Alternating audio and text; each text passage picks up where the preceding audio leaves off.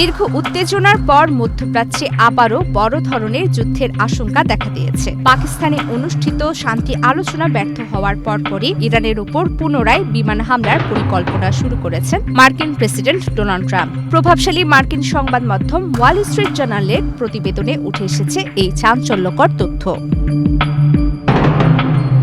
গত শনিবার ইসলামাবাদে মার্কিন ভাইস প্রেসিডেন্ট জেডি ভান্সের নেতৃত্বে একটি প্রতিনিধি দল ইরানি কর্মকর্তাদের সাথে বৈঠকে বসে।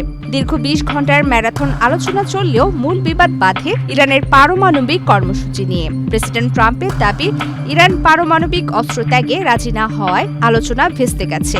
সামাজিক যোগাযোগ মাধ্যম ট্রুথ সোশ্যালে তিনি স্পষ্ট জানান, ইরান আলোচনায় ফিরুক বা না ফিরুক তাতে তার কিছু যায় আসে না।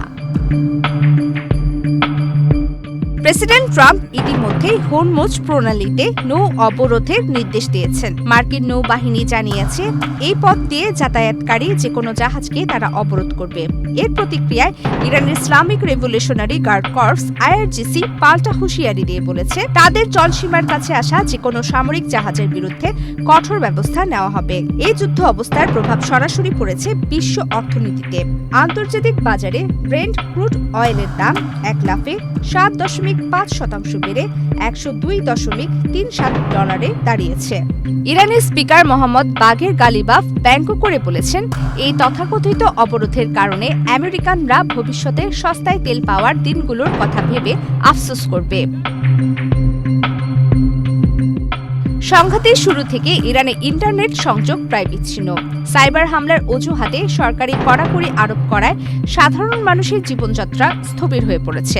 বর্তমানে সেখানে স্টারলিং স্যাটেলাইট ইন্টারনেট ব্যবহার করতে গুনতে হচ্ছে প্রতি জিবিতে প্রায় $6, যা সাধারণ ইরানিদের নাগালের বাইরে।